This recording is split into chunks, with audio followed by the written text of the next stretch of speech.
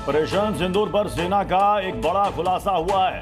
पाकिस्तान पर air strike के सबूत जारी किए गए हैं। पाकिस्तानी एयरबेस की तबाही की तस्वीरें भी जारी की गई और यह बताया गया कि पाकिस्तान के अंदर तक घुस करके हमने तबाही मचाई है। और ये बिल्कुल स्पेसिफिक ये स्ट्राइक थी जिसमें आतंकियों के अड्डों को, और चूंकि पाकिस्तान की तरफ से 400 ड्रोन्स के जरिए हिंदुस्तान के अंदर हमला करने की नाकाम कोशिश की गई थी, इसलिए ये एक्शन लेना पड़ा। पाकिस्तान के एयरबेस को भी लगभग 11 एयरबेस पर स्ट्राइक की गई।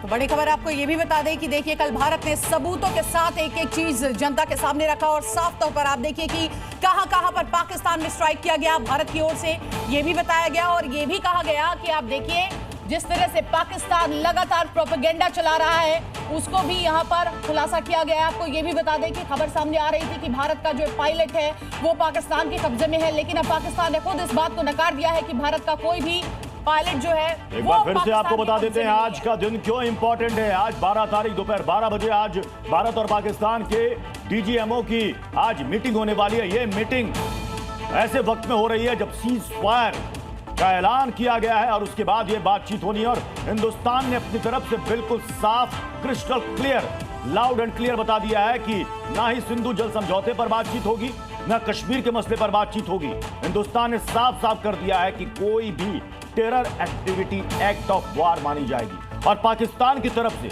अगर ऐसी हिमाकत दोबारा की गई तो समझिए कि पाकिस्तान को इससे भी बड़ा और करारा जवाब मिलेगा।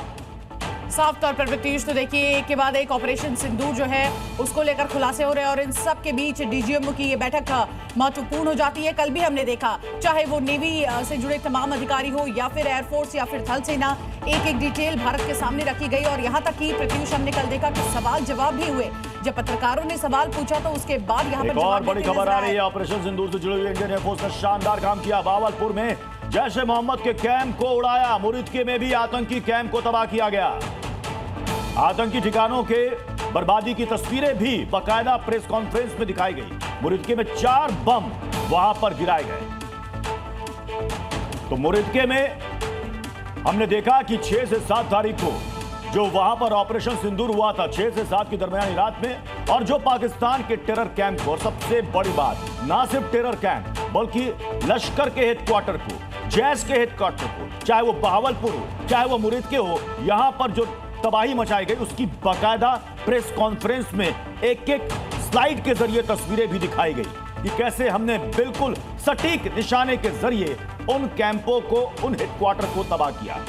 ये देखिए हमले से पहले सरगोदा एयरफील्ड, ये जो 2 तस्वीर आप देख रहे हैं ये सरगोदा एयरफील्ड की तस्वीर है। हमले से पहले की तस्वीर बाईं तरफ देखिए और हमले के बाद वहां पर क्या हाल हुआ, क्या मंजर था, वो भी आप देखिए।